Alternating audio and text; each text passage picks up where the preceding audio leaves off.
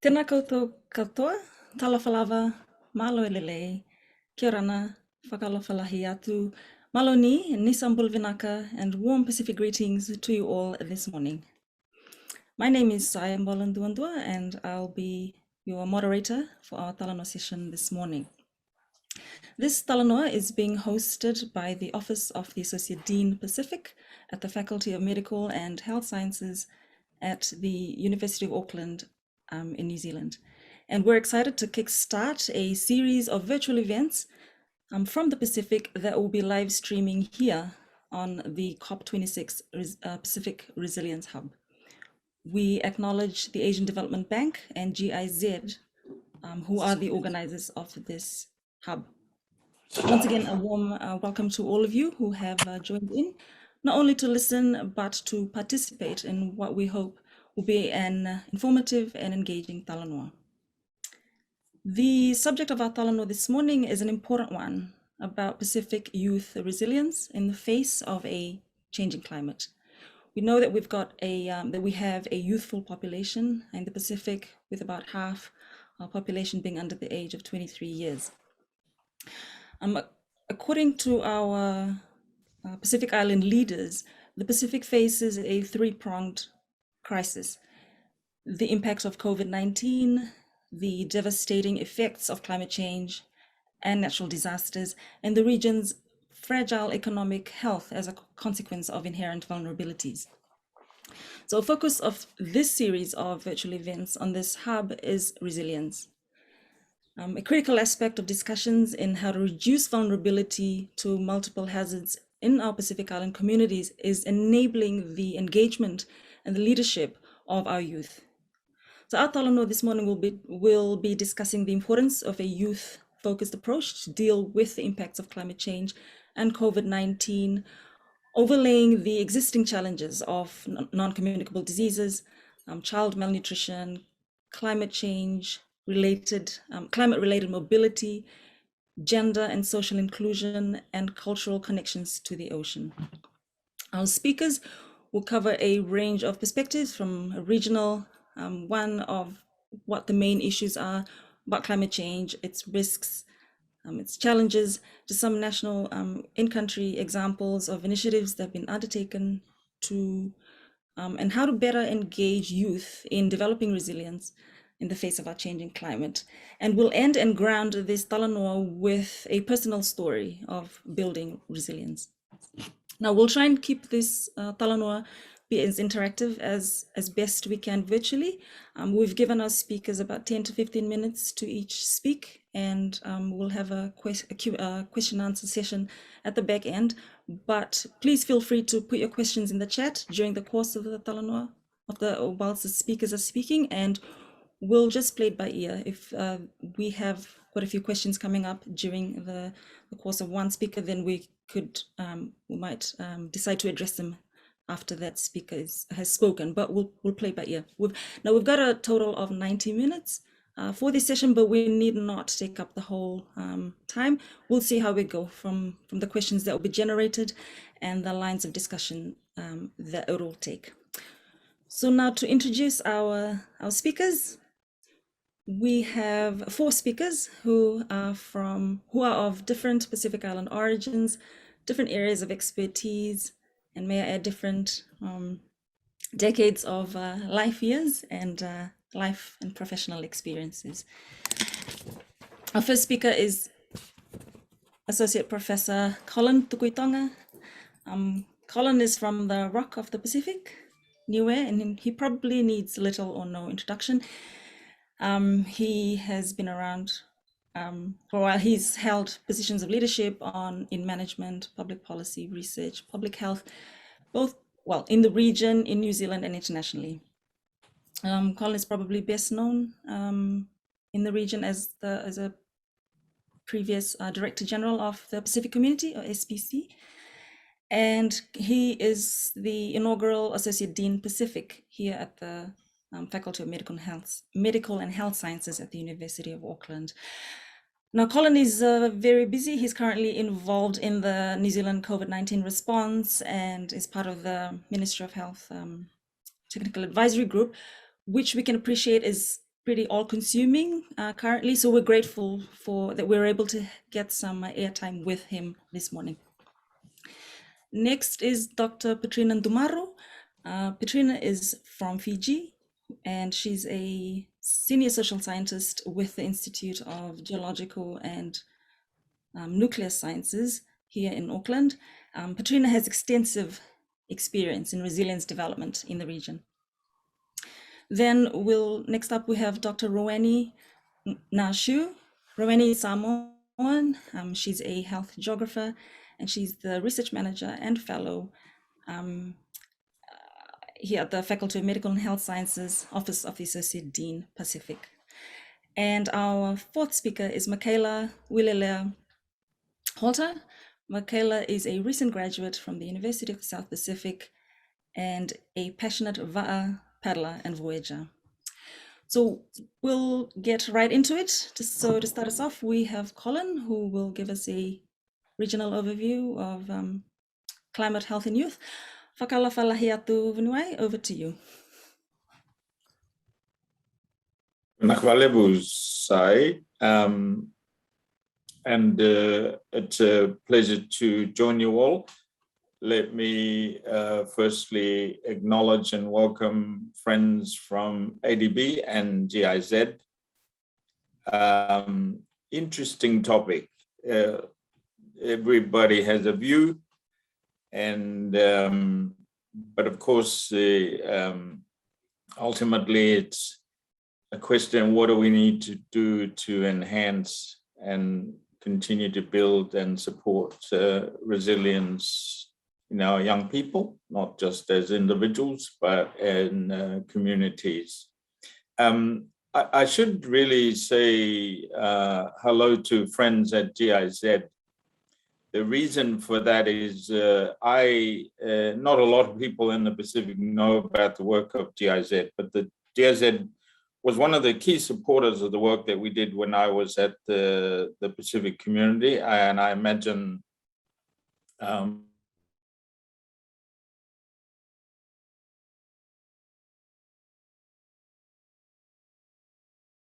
I'm sure appreciated by people in the region, not as well known as DFID or the Australian support or New Zealand support, but nonetheless very important. And in fact, GIZ supported a number of initiatives that, whilst not directly labeled resilience, a lot of those initiatives enabled communities to be resilient. So we need to acknowledge and thank them. And of course, ADB and the work they do, many of you would be familiar with the work in the region. Building resilience, enhancing resilience, particularly in young people, is probably one of the most important things that we can do. I'm not going to get into definitions and academic definitions. Clever people who follow me will talk about that. But I know from the work around the region that Pacific Island young people are pretty resilient. In fact, Pacific communities are pretty resilient, been knocked around by natural disasters, and people bounce back. Major cyclones in the region, but communities bounce back. They always bounce back. It's depressing, of course, and demoralizing, the destruction that is caused by severe weather events. But I do want to acknowledge the resilience or the community coherence and support that builds and enhances resilience. And so it's, as I say, it's a very important topic. It's very important that whatever we do from outside the region doesn't detract from. I despair at some of the things that being promoted around the region when I was working in the region without actually acknowledging that the starting place is in fact with Pacific young people, their families, their communities in these small islands. They've been there before. And whatever our scientific and other contributions might be, it must not detract and it must not undermine the inherent resilience. It must be to enhance resilience. So that's my 2 cents worth. It's a pleasure for us at the University of Auckland to be able to contribute to this event today. Naturally, we're finding our way a bit, and in the sense that this is a new development for the University of Auckland. And I'm sure Roani and Sai and Sam will be able to share more information with you all. So I wish you the best for this session. I suppose my hope, my expectation, and this might just be a reflection of my old age. I know Sai was careful in talking about age before. I know she was talking about me. That somehow we offer something practical, something useful. I guess I've been around too long, too many Talanoas, but hopefully something happens, something positive, affirming, useful happens, even if it's a connection between us all to share information and experiences, perhaps something that we can take from this discussion. So thank you all. Thank you, Sai and Raini and Sam, for volunteering us to host this event, and I'll listen with interest. Everyone, thank you very much, and have a good Talanoa. Naka valevu Nui for those opening remarks. We'll hand it straight over to Petrina. Sorry, who's next on? Naka Petrina. Bulavinaka, everyone. Greetings to you all. Thank you for that introduction, Colin. And my part of the Talanoa will focus on creating enabling mechanisms to engage youth in climate resilient or climate adaptation planning, implementation, and monitoring and evaluation, at the community scale and at the national scale. And these processes have been initiated in various countries of the Pacific for the last 10 years or so. And so I will do this briefly by first providing you with an overview of the key policies framing youth engagement and resilience in the Pacific. And then I will demonstrate the use of a participatory tool that was used in Fiji to engage youth in discussions around community relocation on an island in Fiji following a major disaster, a cyclone. 2 strategies are proposed at the end of this Talanoa related to how we can better engage youth in resilient development processes in the Pacific. And the strategies are drawn from just our experience in the Pacific. The overarching regional strategies are in the process of being finalized, and that is the 2050 strategy for our Blue Pacific, referred to as a North Star for the region for the next 3 decades. It's a shared collective vision across the region, and it will chart the region's course towards sustainable and inclusive future, and as well as a focus on upholding cultural and economic and strategic aspirations of the Blue Pacific. The other framework is the Pacific Youth Development Framework, FRDP, and the Board Declaration. The Board Declaration action plan calls for an expanded concept of regional security and that is to mean human security, humanitarian assistance, and prioritizing environmental security and regional cooperation in building resilience to disasters and climate change. And the focus on human security has been a key focus in the way we have been conducting vulnerability assessments and planning around climate change. The Pacific Youth Development Framework envisions a sustainable Pacific where young people are safe, respected, and empowered and resilient.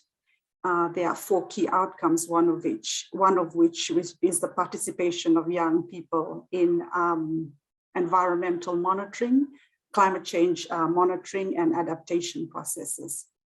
And then a key one is the framework for resilient development. The Pacific was one of the first regions in the world to integrate approaches to disaster risk management and climate change adaptation, as well as climate change mitigation. And we've integrated that under a heading of resilient development. And these are the 3 goals of the FRDP. An important part of this framework is it's not just a government framework of the Pacific, but also there is the important engagement of civil society and the private sector. And this is through the Pacific Resilience Partnership, which is responsible for coordinating the implementation of the FRDP. The effective participation of youth in resilient development is a key part of implementing the FRDP, and they are represented in the Pacific Resilience Partnership, PRP. I will just give you a brief overview of what I mean by national resilient development processes in this next slide. So this is what it entails. In some countries, it's referred to as the NAP. In many countries in the Pacific, in line with the integration of climate and disaster risks, it's called the JNAP, Joint National Implementation on Climate Change and Disaster Risk Management. And so this is a government-led process to identify and address medium and long-term priorities for adapting to climate change. And in some countries, they call them NAP, in most countries, they call them JNAP. And vulnerability assessments are conducted to identify current and future risks to climate change. And also monitoring and evaluation of adaptation is also an important part of that process. So different countries are at different levels with its implementation. Some countries, such as Tonga, are in the second cycle of this process. It includes planning, implementation, and monitoring and evaluation, and it is cyclical. And so with the COVID pandemic, some of this work has been delayed, and the context has changed, creating new risks and opportunities on how the adaptation process is being coordinated and implemented nationally. And so a key question is, how do we engage youth, especially in the next 5 years as the Pacific Island countries try to recover from the economic impacts, as well as respond to the health impacts of COVID-19 in the next 5 years, and in ways that doesn't undermine, but builds on past, current, and future resilient development investments and efforts.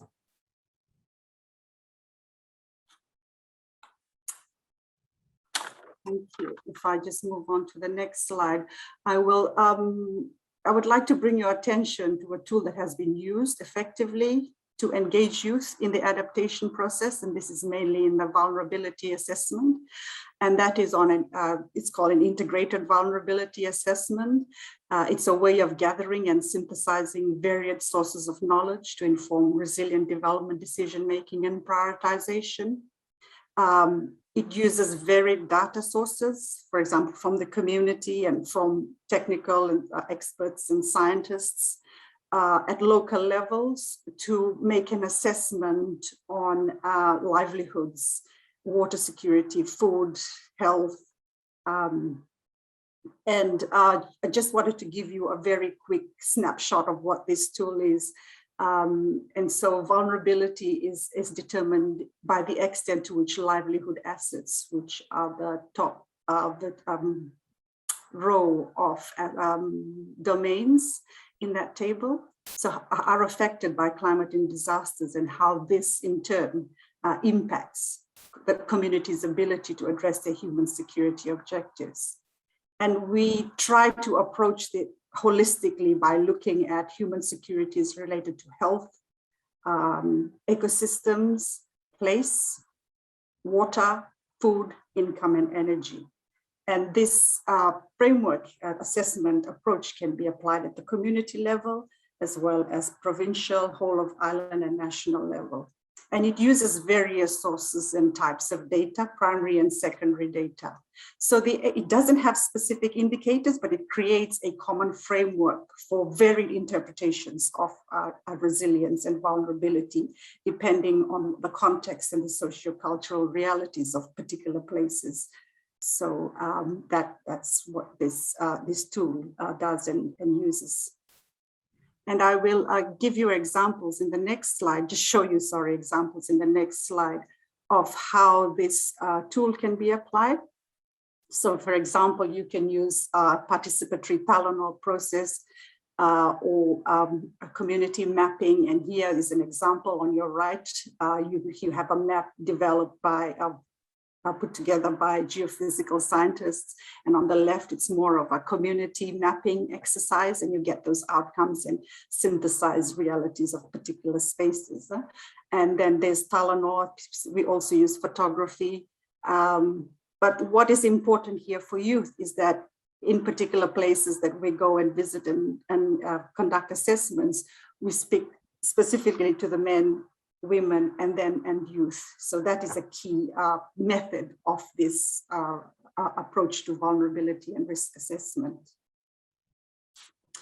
So in the next slide, I will give you an example of where we've used this to gather community youth views on a community relocation case study.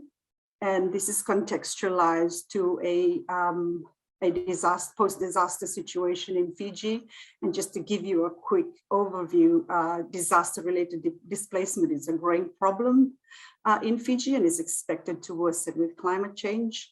About 80% or even more of the population live in coastal areas, and they're exposed to sea level rise, flooding, inundation, and storm surge.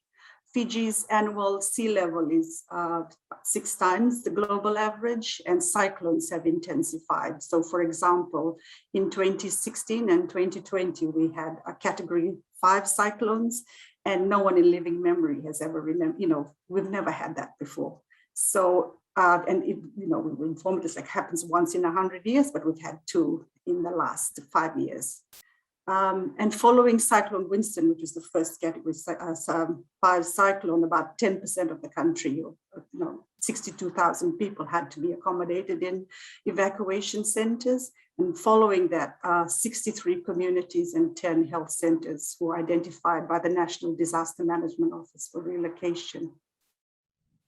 So just to focus on Koro Island, where we conducted a vulnerability assessment with the youth.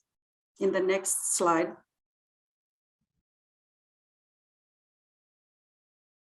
So Koro Island in the Lomaiviti province was one of the most severely impacted by Cyclone Winston.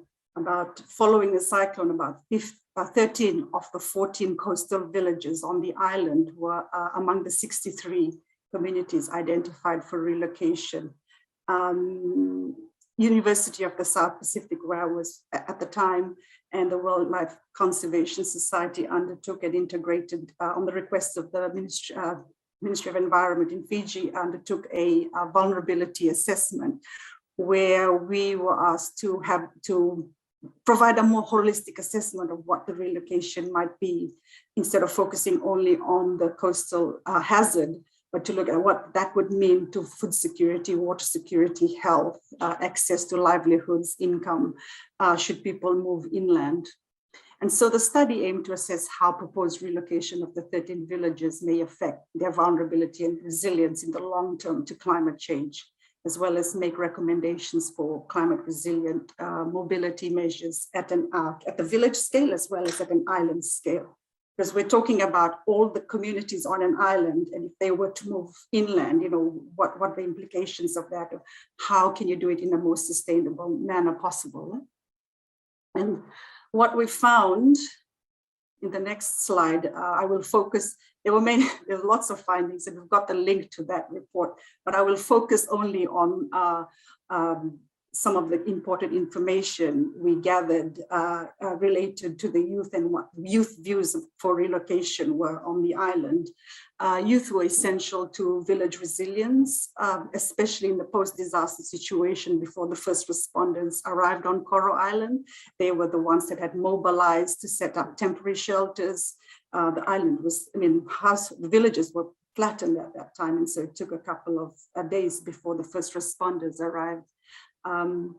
Just a bit of history of the island. The presence of schools and engaging commercial agriculture and fisheries helped to keep young people on the island. So Fiji does have an issue with rural-urban migration. And so Coral Island had a pretty healthy, steady population over 5 decades.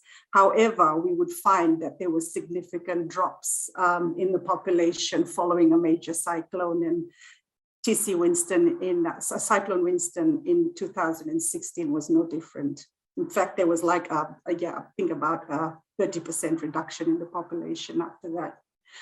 The villages that were more exposed and less protected lost more people to the towns. And when we had discussions with young people about relocating or retreating inland, they had a more positive view of retreat, more so than the mature and elderly men and women. I think it's because they were looking at their future and they were going to be building their first houses there. And so a lot of it had to do with safety. They were interested in improving village layout. There was a sense of purpose, and as they talked about, repurposing the old village site on the coast and to use it as a recreational space, or to revive ocean-related cultural practices, like some of the villages as it expanded had started to move into places where, previous generation used to use for turtle calling, and other stories like that came up.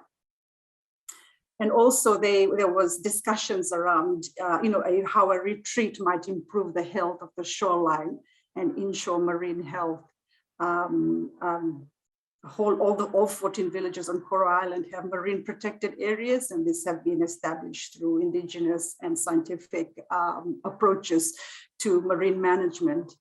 Through the very valuable Talanoa outcomes we had with the youth, this contributed significantly to the identification and of a continuum of culturally sensitive and intergenerational options for retreat on the island. The details of this are in the report that and it's a link that I provided in the previous slide, and also recommendations for repurposing of coastal spaces in the medium to long term for Coral Island. So this was really an insightful Talanoa that we had with the young people on the island. And in my final slide, I'd like to propose 2 strategies in terms of the lessons that we learned from this case study, and that we found that young people are willing and able to directly participate and shape resilient development and mobility processes and plans and implementation if we ask them to, and we need the right tools to do this. Community-based adaptation, monitoring and evaluation, we see is a key way, is a key entry point for engaging young people to engage in adaptation planning and resilient development processes via the potential use of appropriate tools. And one of the reasons is because M&E creates feedback loops between implementation and planning. And so if the institutional arrangements and mechanisms are available and the capacity development programs support that sort of mechanism, we will have more engaging young people, and of course incorporate climate resilience, monitoring and evaluation and mobility into the curriculum at, at all levels through formal and informal training. These are not new ideas. These are things that have been tried and done in the Pacific, and it's just a matter of, I think, doing it more effectively, especially in the next 5 years as we try to deal with the three-pronged pressures of COVID health response and climate change adaptation and economic recovery. And another key strategy, we think, is to design youth monitoring and evaluation programs that can directly translate into contributions towards COVID recovery and response, and as well as engagement in the community and national resilient development processes. And over there, I'll end and look forward to hearing from Roanne. Thank you. Maka.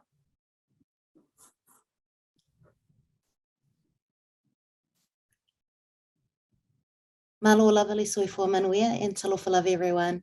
Malo Patrina. So I think that provided a great overview in terms of all the frameworks that are important to resilience and the Pacific.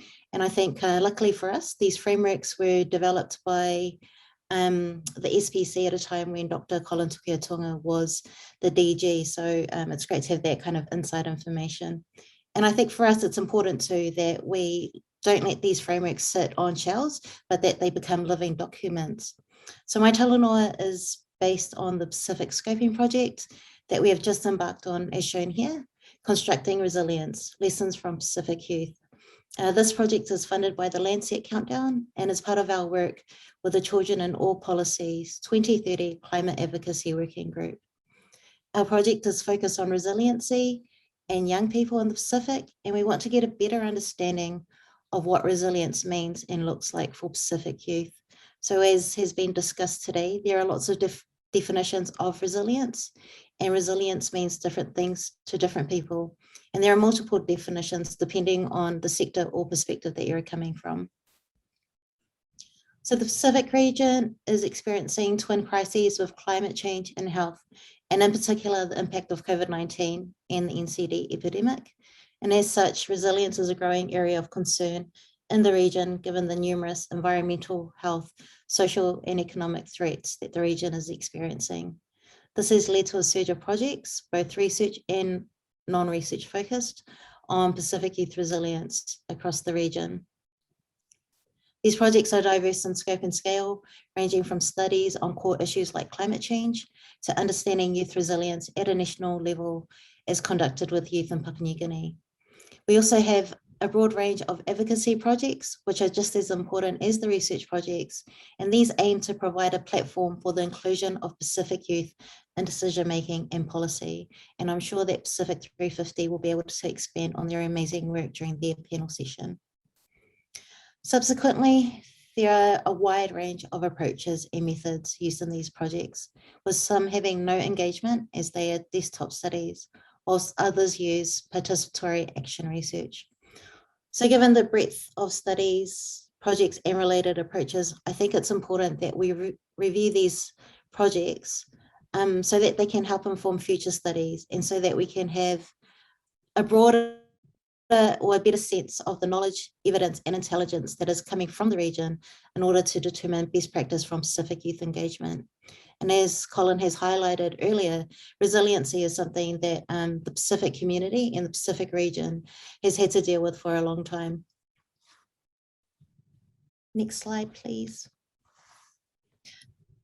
So half of the Pacific region is under the age of 23 years old, and therefore a resilient and empowered Pacific youth population is critical for the economic prosperity, political success, and social stability of the Pacific.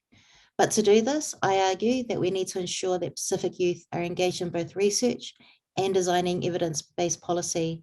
They need to be involved in all aspects of research and have a say on crafting policy and reports. We can't just go back to them after the research or policy has been created and just do consultations. We need to have an equal partnership with Pacific youth, and this is important given the legitimate critiques and concerns in response to the proliferation of youth projects in the region. We need to ensure that any outcomes from this research is transformative, so that policy and research outcomes are effective and sustainable. So our approach is to engage Pacific youth voices in understanding what resilience means and looks like from their perspective, and what is best practice when engaging and delivering Pacific youth focused interventions. So this study will be framed and underpinned by the SVC's Pacific Youth Development Framework, which Petrina has kindly referenced earlier. This framework provides a useful tool to assist in engaging Pacific youth and leading change towards the framework's vision of a sustainable Pacific, where all young people are safe, respected, empowered, and resilient. In the same way that youth have contributed to their understanding of Pacific youth development, we want to provide an opportunity for youth to voice their understanding of resilience for young people. Pacific youth have been active over the last decade in reframing the climate change narrative, from viewing Pacific people simply as climate change victims to viewing them as a sea of warriors, acknowledging Pacific people and specifically young people's agency and ability to work together. So Pacific youth right now are best placed to embed science with Indigenous and local values, knowledge and practices for a sustainable future. And Petrina has demonstrated this well in her climate resilient project. And our next speaker, Michaela, will provide a more individual example and reflection shortly. Next slide, please. So as a scoping project, we are initially focusing on the South Pacific, as demonstrated by these countries circled in orange. And we intend to work with Samoa, Niue, Tonga, and the Cook Islands, and with Pacific Youth in Auckland, New Zealand. We're working with Pacific 350 and Michaela in order to facilitate Pacific youth engagement in the Pacific, and this helps to build further research capacity, which is important, particularly in relation to climate health. But also conducting these important discussions in language adds an important dimension to resiliency in terms of culture and language.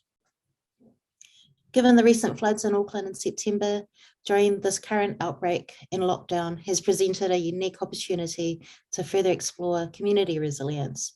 Pacific youth have been the hands and feet of the Pacific community during this latest outbreak, and this has been made absolutely clear as they have been disproportionately affected in terms of COVID exposures, as well as educational and social outcomes.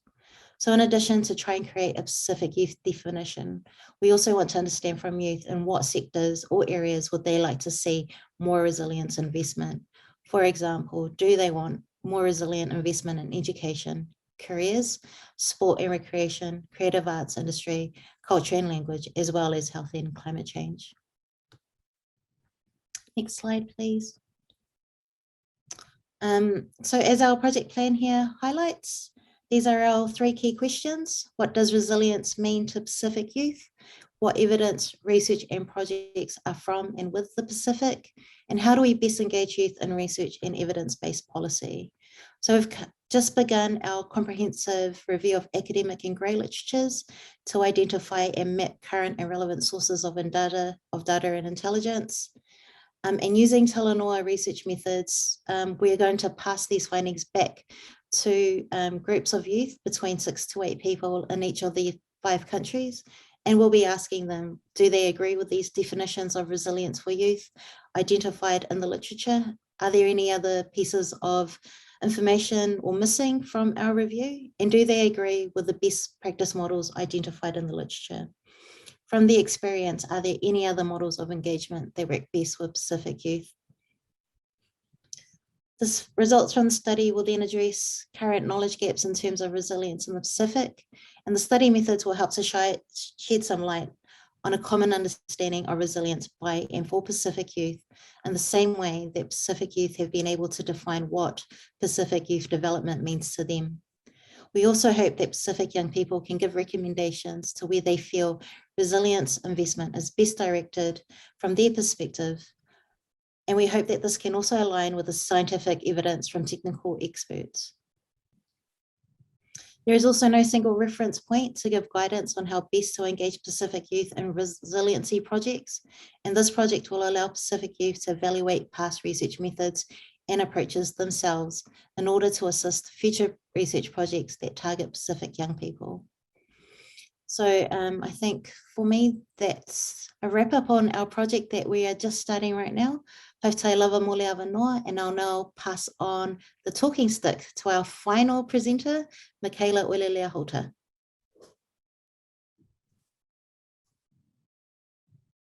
Naka Roani and talofa lava and bulavanaka to everyone tuning in.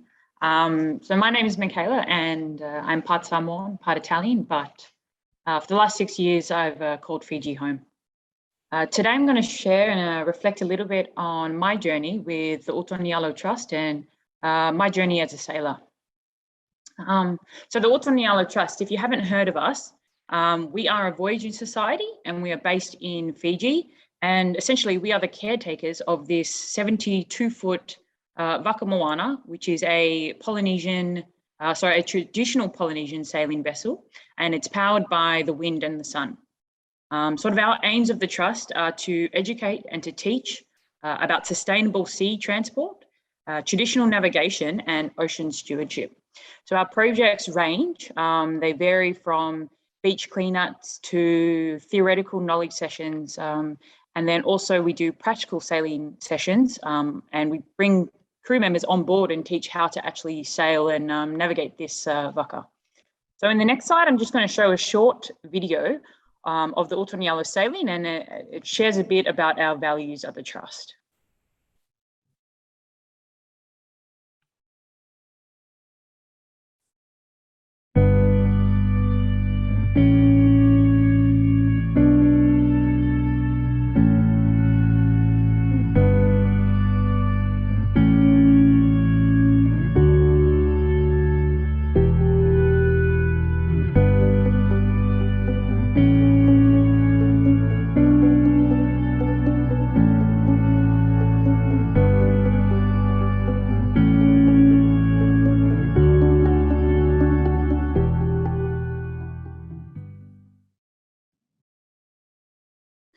So today I'm going to focus on a specific project of ours, which was the Benga Island Canoe Building Project.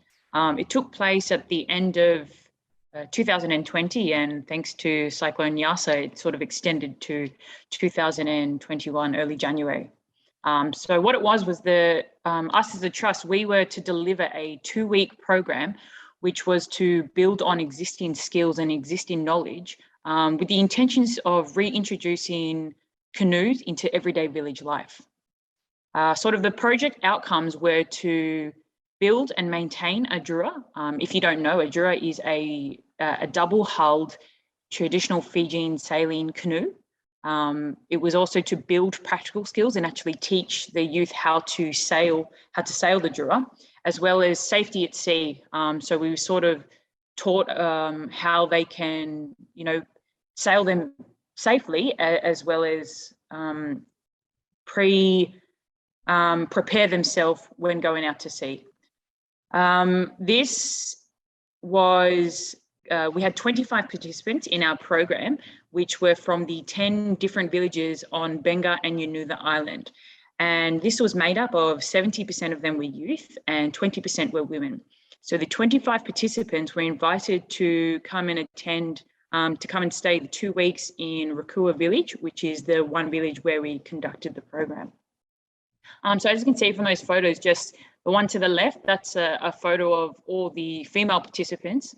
And just to the right there, it's a small map of Viti level and where Benga Island is in relation to Benga. So if we can move to the next slide, thank you.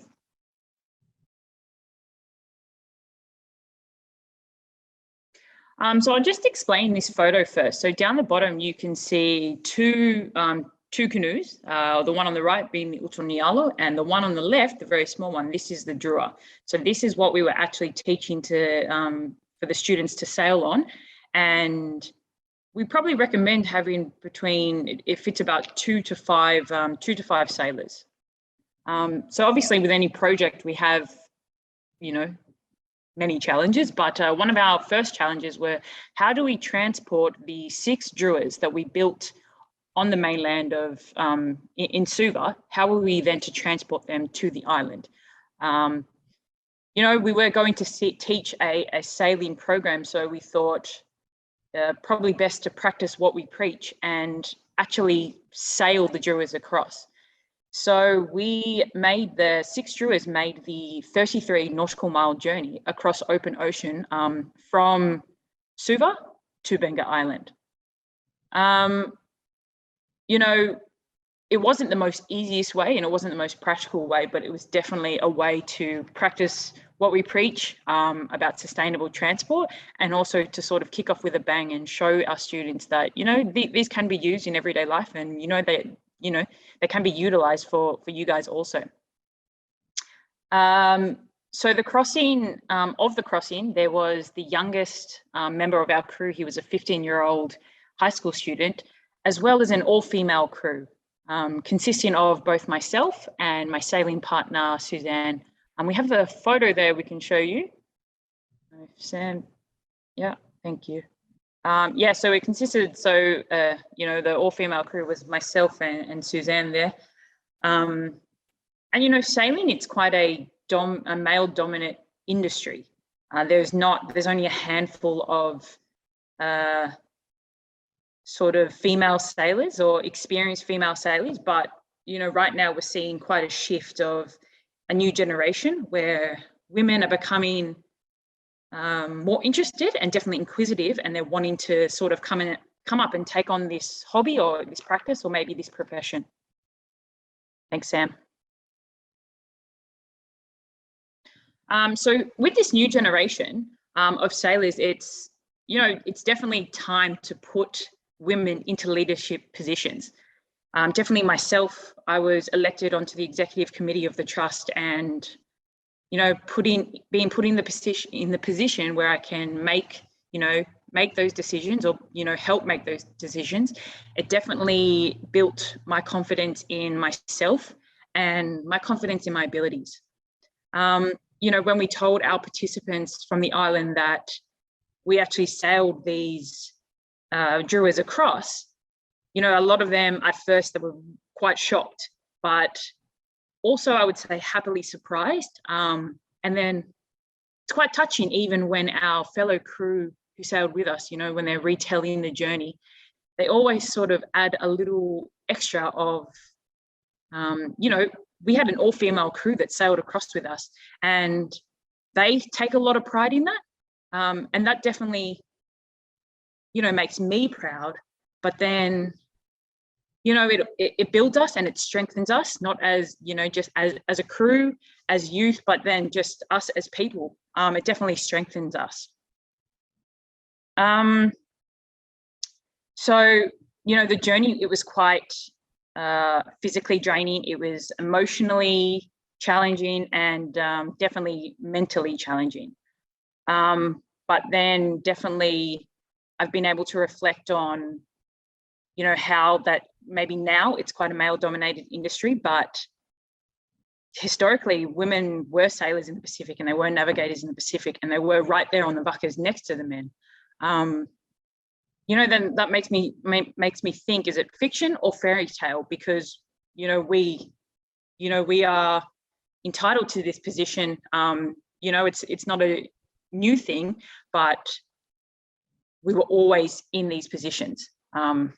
You know, and it just makes me proud to be able to do what my ancestors did, and to be able to take up these new spaces. Thanks, Sam. So upon reflection of this project, it was very obvious that the youth involvement had a major impact. It had a major positive impact on the whole process, whether it be from the planning or even from the students' point of view, how they saw so many young people come in and facilitate these sessions.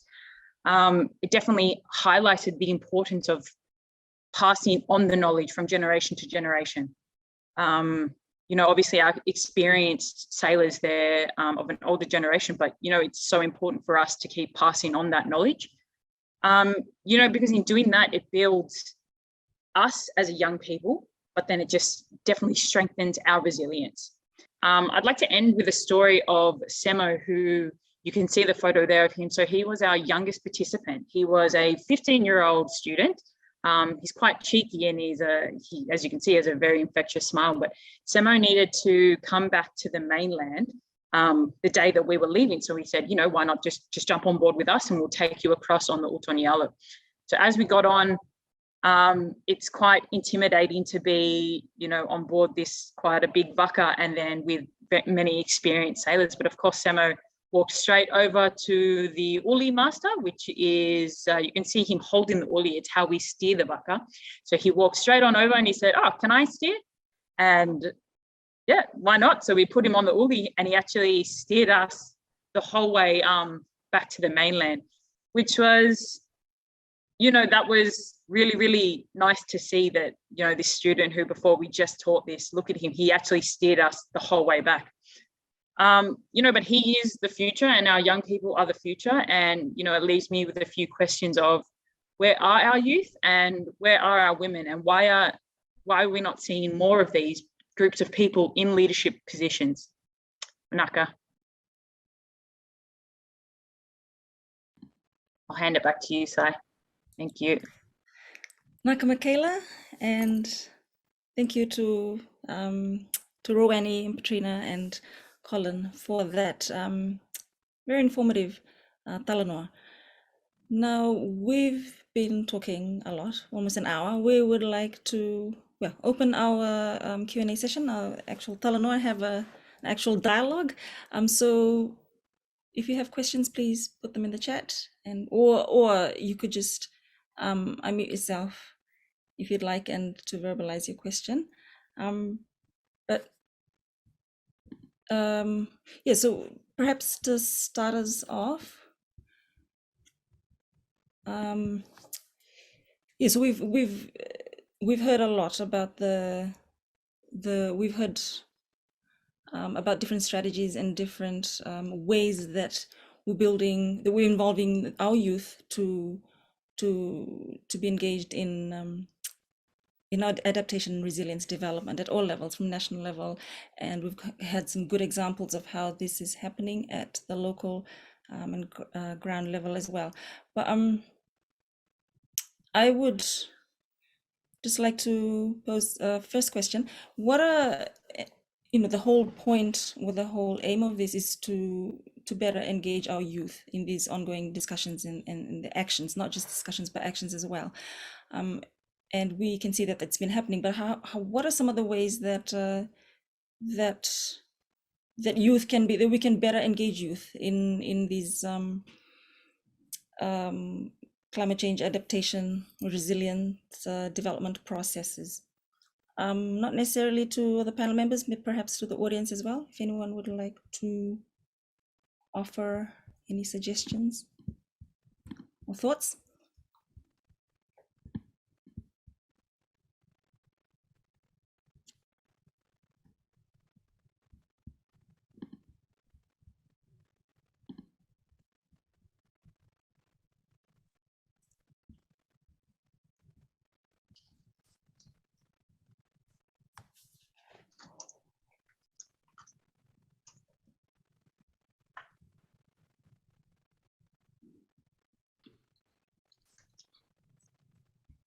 I'm just wondering. Oh, sorry, you go first. No, sorry, sorry if I may. I just wanted to ask Petrina a question. I guess that's a bit related to that. I was really interested in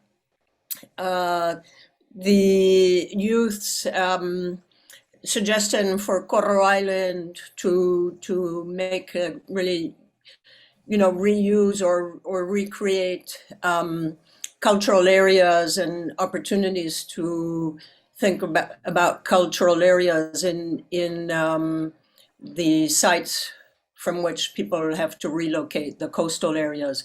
So I was wondering what, if there's been any follow-up to that, and what's happened, and how to, if it hasn't happened, how to make that happen, and what suggestions you would have Petrina, because I see that as really a strong way also to engage youth, and it's what they're saying they want to do.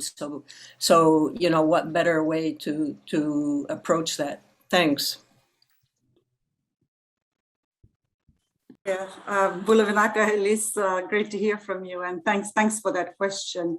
Yes, it was it was when we were there doing the consultation, it was quite informative. The youth views on, you know, relocation. Usually, you know, there's this thought about abandoning the old site and moving to the new one, but that didn't seem to be the view of the youth in, I think there was one particular village or two. They were thinking, oh, it's not so much that we're leaving this place, but, you know, we could use this place for something else, and even ecotourism came up.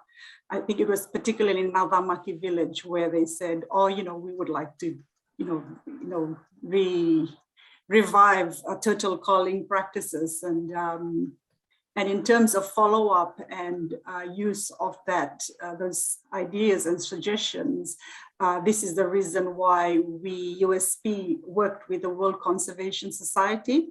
And that was because they had been working on Coral Island for years. We didn't want to just go there and conduct this research and then leave. So those sort of views were a part of the ecosystem-based plan for the island, and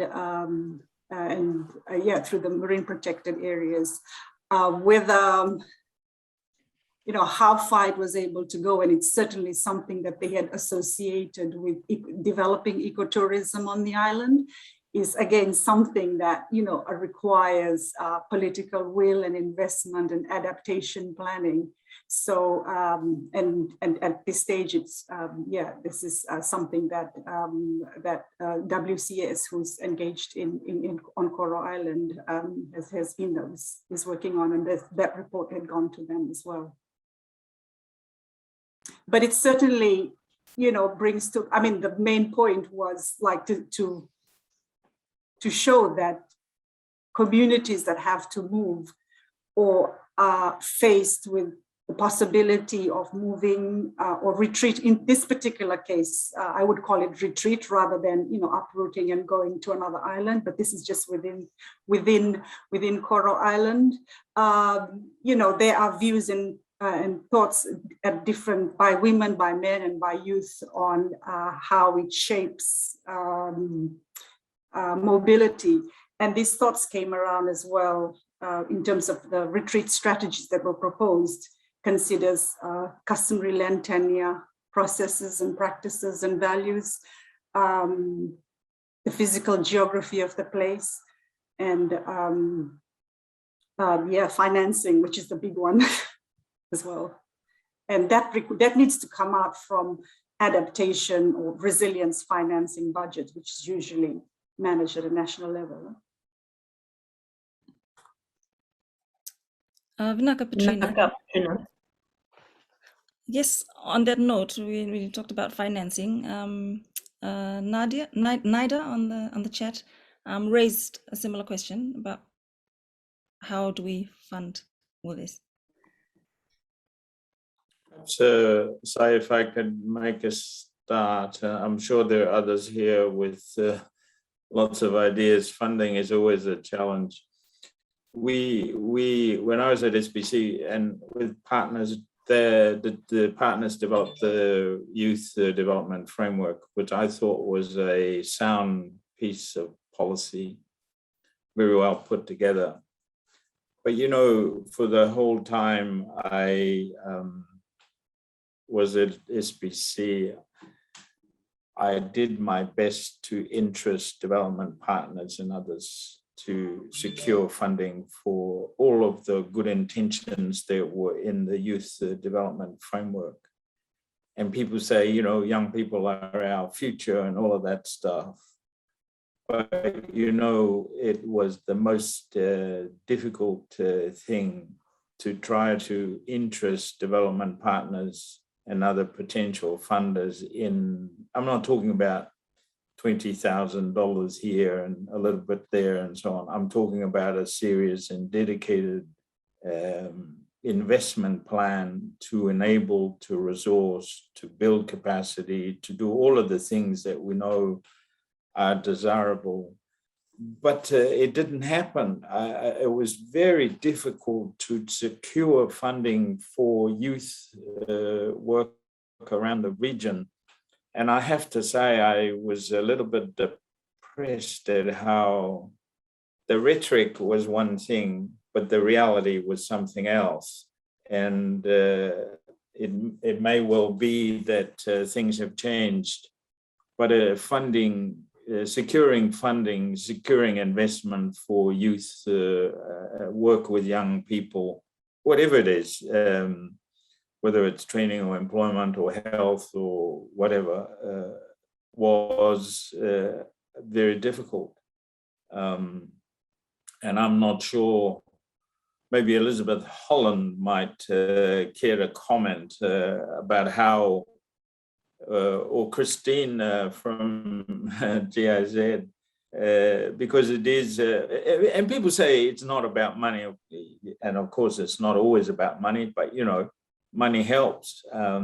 So this is one really difficult area in my experience. So we developed these great policies that took a lot of time and consultation, and then it doesn't really go anywhere because either the political support is waning, personalities change, priorities change, but funding was and continues to be a challenge.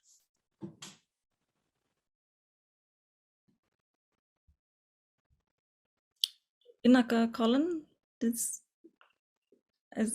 Christine or Elizabeth, would you like to offer any? I just would like to say how much I agree with what Colin said, because there are times when we can get access to funding.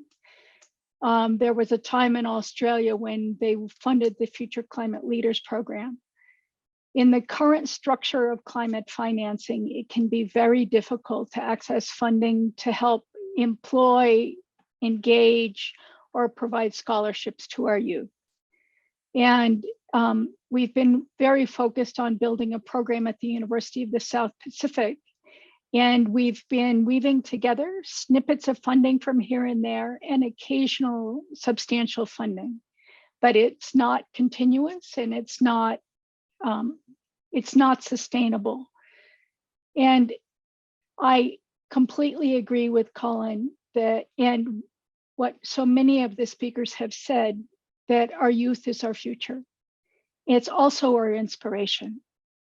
And the programs that we've heard about, what Michaela was talking about, Rawani was talking about, the work that Petrina has been speaking about is really important. And it's part of how we weave a future for the Pacific, but more specifically for our youth. And at the last in-person Pacific Island Forum meeting that we had in Tuvalu, it was the youth that really carried the day. It was the youth that spoke and had the Tongan Prime Minister in tears. And as so many of us grow older and have gray hair and we wonder what the contributions we've done, I'm sure Colin has this reflection on occasion, is what we are doing meaningful? The only way that I really know that it's meaningful is when I see it embodied in the activities of our youth. So thank you so much for the opportunity to intervene here. Thank you, Elizabeth, for your remarks. Oh, we've got a flurry of questions coming in, so I'll just try and get to them. There's one that's come in asking about youth resilience. We're talking about youth resilience. What's the practicality in a traditional governance system, especially in villages where youth participation is limited?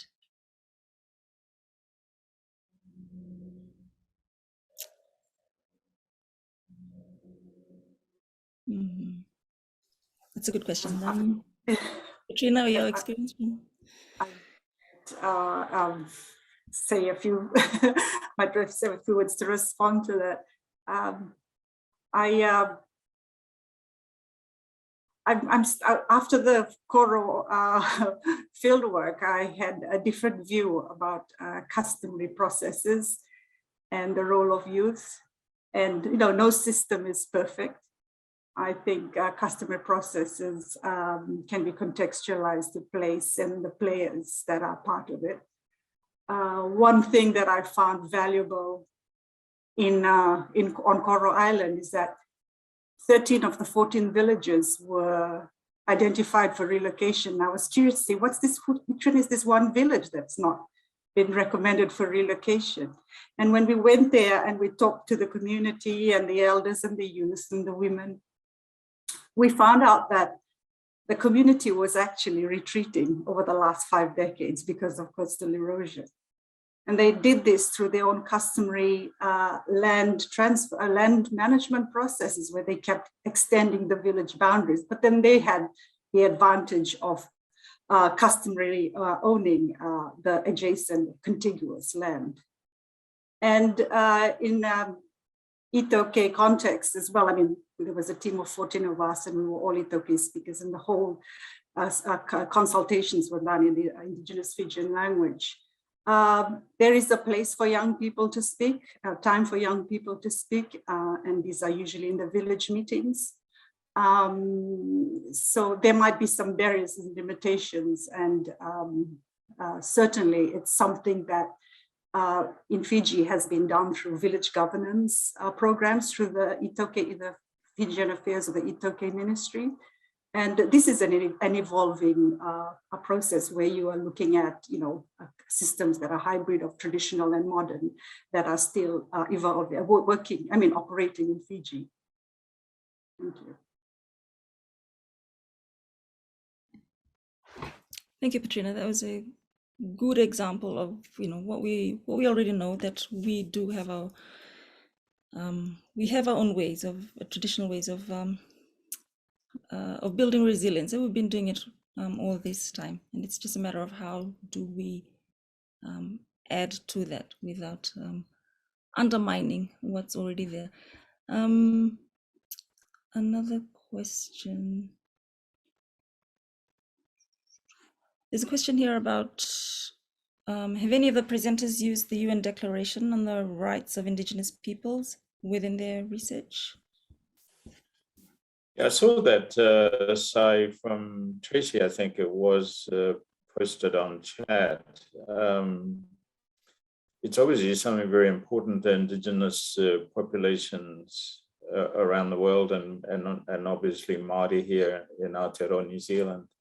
In the Pacific Islands, whilst it was certainly noted, I didn't think it featured much in policy making, certainly during my time there. And I'm not sure what the reason is for that. It's got some very good enabling principles and all of the recommendation or the provisions in the declaration, but it wasn't.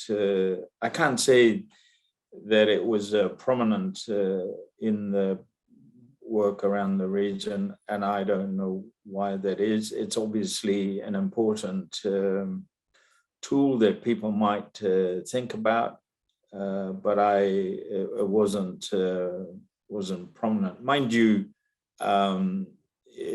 different island nations will have their own approach, and some will use it and some less so. It's a bit like the child declaration. It had good support from many places, but not so much. And I guess it's the nature of policy making in the Pacific. It's hard to say why that is, and it will vary from different place to place. I don't. Michaela and Katrina might comment.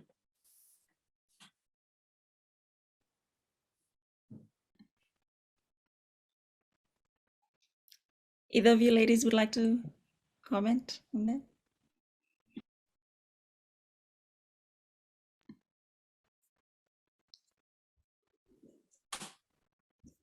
If not, I will. Sorry. There's what's another question we could go to? Elizabeth's question. This is on the back of what Petrina had talked about one of the opportunities or of building capacity for our youths, and how do we make that happen in terms of incorporating it into our M&E, for example, into education curriculum at all levels. So Elizabeth's question about, as we launch a formal postgraduate program at the University of South Pacific in Islands and Ocean Stewardship, how do we include seafaring, navigation, traditional, cultural and boating practices into the curriculum? Who would like to answer that? This is probably a question for Michaela. Manaka Beth, thank you for your question. I think that, if anyone knows more about connecting, putting the people in the right position, like the right people in those positions to teach, it's definitely our educators, but maybe it's also something that should be thought about within sort of, primary teaching. Traditional navigation and something that the Pacific holds very close and we take a lot of pride in, but also connecting with organizations who have the expertise. Beth, that the Otoniala, we have a lot of elder navigators who are so experienced, and we run theoretical knowledge sessions, and we try and open that up for a lot of people to attend. But yeah, definitely maybe institutions connecting with those experts in these fields. Naka.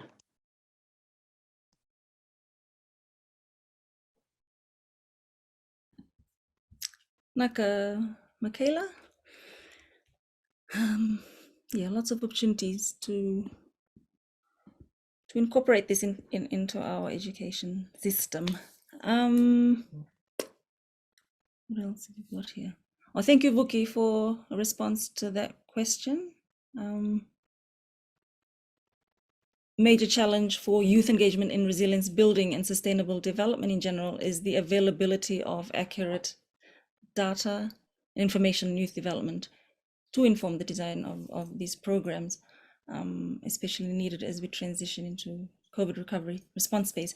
But yes, that's something that we see across the border, the lack of good data. So that's... Well, yes and no, Sai. I mean, how much data do you need? There's actually a ton of data and information around the region. Start looking at the SPC website and USP, and I mean, it depends on what it is that people are after. And I know Vuki is aware of this. There's actually quite a lot of data, quite a lot of information. Yes, there are gaps, but I think it's often used as an explanation for why certain things can't happen or doesn't happen. So I guess I have a different view. It might not be the right data or the right information, or the explanation is too technical and too superficial, but nonetheless, I think the region does have quite a lot of data. And I as I say, I know SPC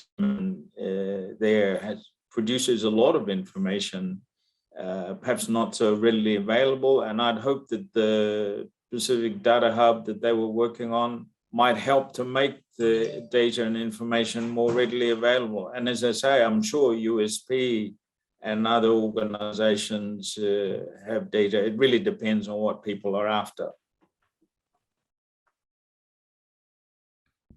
I just also wanted to jump in there and say, just from our initial scoping review, there is a lot happening in the Pacific, lots of different funders, and I think for me, one of the key questions is, should we be looking at resiliency kind of at this regional level, or should we just leave it to the youth to kind of do their own localized projects where they seem to be having a lot more traction within their immediate communities? And I kind of say this in reflection of some of the work that was done on Truk with waste management, but also, you know, for years, there's been this discussion about matching up the rhetoric where everyone talks about, you know, giving youth a voice. And yet when you ask youth in terms of consultations and kind of these Talanoa, hui, talking for years, but no actual action, like how do we bridge that gap so that the I guess information and the knowledge that is coming from youth is actually then fed into meaningful action for youth? So I think, you know, whether that disconnect happens at the national level due to traditional governance structures, I'm not too sure. Maybe this is something that I can throw back to the room, so to speak. But yeah, I think just from our initial understanding, there is a lot of information. So maybe another important outcome would be looking at a clearinghouse or a repository for holding all this information so that we're not duplicating or wasting time in terms of seeing what's out there, but feeding in the gaps and also having dedicated action plans.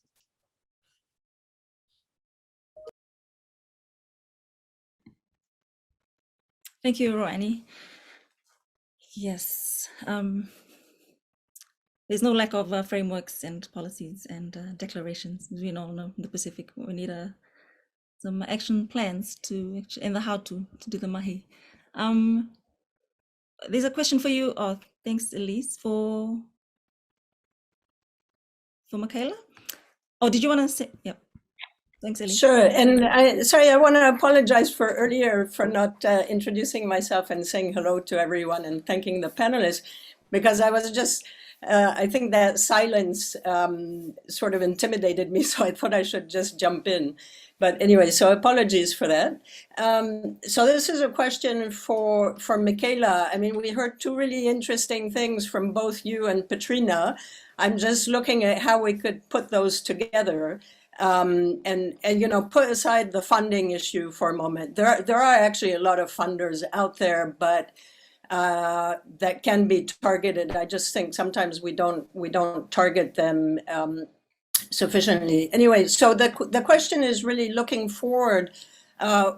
What do you think well, can you share with us what the plans are, future plans for the Utonialo, and you know what you have coming up in 2022 with hopefully no more COVID, or at least COVID that doesn't prevent us from doing things. And I was curious about how you could link that into what Petrina was talking about with some of the Koro youth wanting to revive some of their traditional ocean practices like turtle calling, that sort of thing, because I think that's a really good match. And Conservation International in Samoa and Tokelau is doing something with young people around ocean traditional knowledge and culture. So yeah, I was just wondering about that. And thank you again for the opportunity to ask a question. Naka. Naka, Elise, it's so nice to see a lot of my paddling team on here today, and a lot of them asking questions. But so right now, I'll just speak from the Utonialu's point, but I know that around the Pacific, we're not the only voyaging society, but around the Pacific, there's a lot of other voyaging societies who have wakamoanas, and obviously they're, you know, the whole aim is revival of traditional navigation. And I know that they're doing a lot of work, you know, in their countries to, you know, do exactly that, revive traditional navigation. But I'll speak to what our plans are, which probably it started with the Benga Island Canoe building project. So when we went to Benga Island, the idea is not to just have that program on that island, but to also take it out to different places within Fiji and to different outer islands. So right now we are working with BUA the youth of Boa, and we are taking the same program there. But I think it's important to remember that, the Utonialo is just one waka. It's quite big, but it's quite difficult to travel that around all of Fiji. But with these druas, they're much smaller, and when they are gifted to villages, it's easier to then, take each village to have one drua each, and maybe set them up with some skills, or build on their existing knowledge, but then have them take over and use that waka to teach their neighboring villages and their neighboring islands.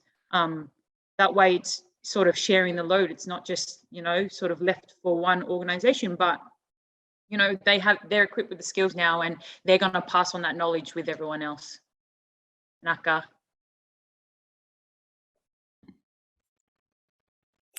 Naka Michaela, I was just going to ask you as well. I mean, we all found the video and your stories about the Utunialo. How do youth get involved with the Utunialo Trust, or from on the flip side, how does how do youths get involved with the Utunialo? Yeah, so we try our best to engage with everybody, but obviously, the age of youth and all of us, we're all on social media, but not only does social media target youth, but it also really targets a lot of the Pacific. So a lot of the Pacific all use this platform to sort of find out details and whatnot.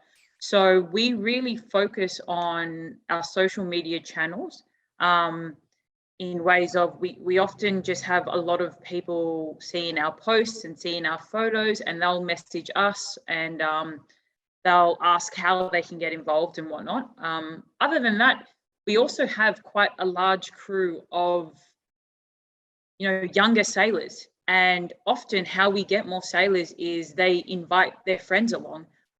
Also, where we are positioned, the Utonialo, we are based in Suva, and we're actually based at the National Sailing Centre, which it's just off the USP campus, the marine campus. So it's actually, the Uto is actually visible for all the students who go to that campus. And often we just have people coming up to us and asking, oh, how can I come and sail with you? And, how can I get involved? So, yeah, if anyone needs to get involved, we have our social media platforms, which is the Utonialo Trust. You can check Facebook, you can check Instagram, and there are sort of instructions on how to get involved with us. And also, if you know somebody who is a part of our crew, just ask them, and they'll give you the details. We try and encourage as many people to come on as we can. Thanks, Michaela. I mean, I guess that's just shows about in terms of how to engage youth using the contemporary methods of social media. I see Elizabeth's hand is up.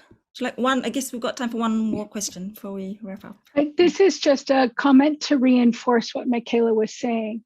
But what we found with both paddling and the Utunialo is when we have a few very charismatic, very appealing individuals, it brings in a lot of people. I think for the youth paddling, when there was a particularly handsome young man, there was a tremendous expansion of the young women who were interested in paddling. So we just need to be able to support that sort of thing. And Michaela is an excellent example of that sort of champion that brings everybody to the table, or the boat, as I agree wholeheartedly, Elizabeth. So I'll just jump in, but just to mirror what Beth said, that even with paddling and even with sailing, it's quite an attractive sport or an attractive hobby, and not just because the sport itself, but definitely speaking to our cultural aspect, it's something that a lot of youth actually really want to get involved in. So it's not, it doesn't take a lot, for them to just come to us and ask how they can get involved.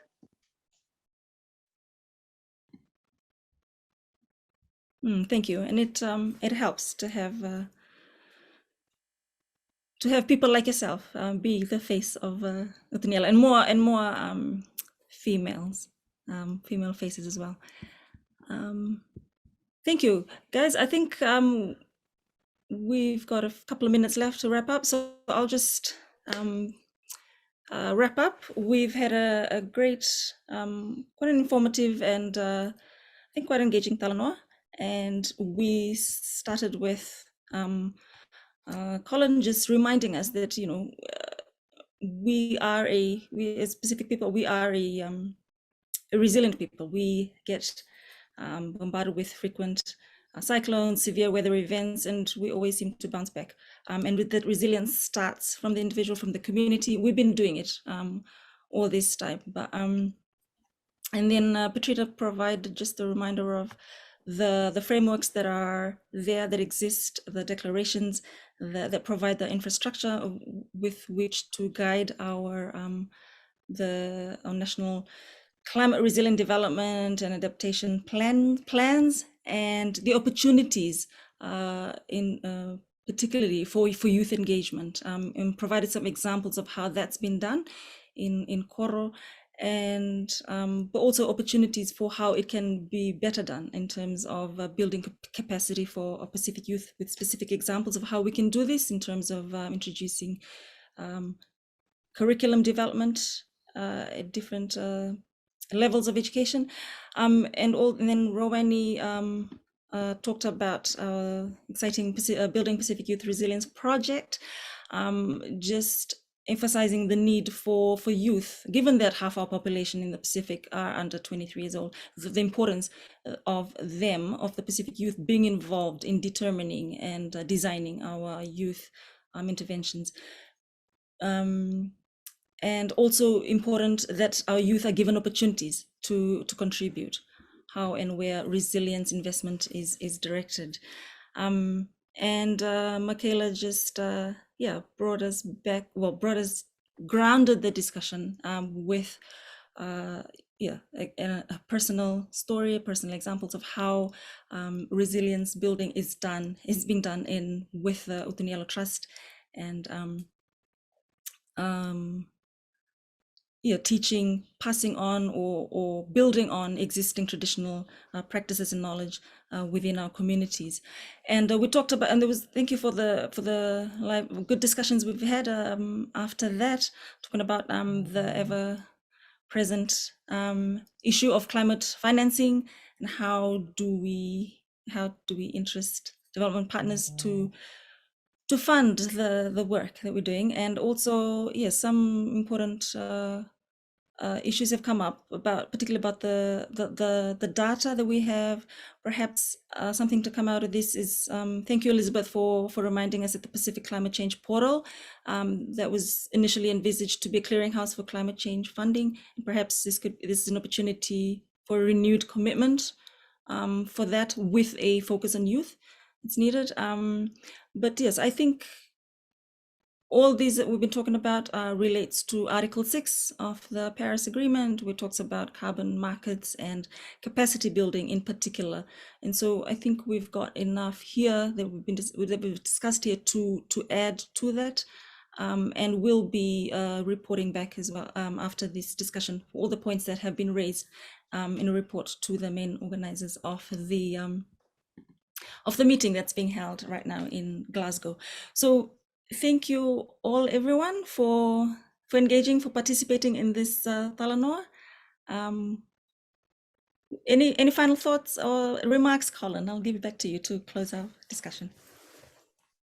Oh, I guess it's an interesting Talanoa, Sai, and to thank everyone for joining us. I was hoping that we might have come up with an earth-shattering, new and innovative idea that's well funded, and that it was going to change the world in the lovely region, in the islands of our region.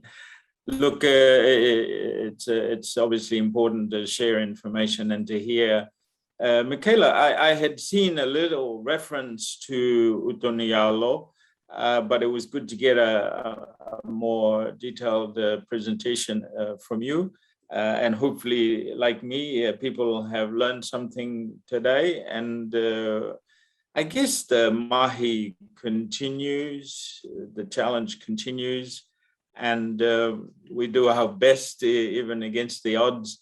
COVID, of course, has a curveball, and it'll be with us for a little while, and it'll compromise and delay some of the good intentions. But I just encourage everyone to continue to focus and to work with and support young people. It's a challenging world, no doubt, and we live in uncertain times at the moment. But keep the faith, keep the good work going. I'm a little bit old now, Michaela. I probably wouldn't qualify for Utunialo.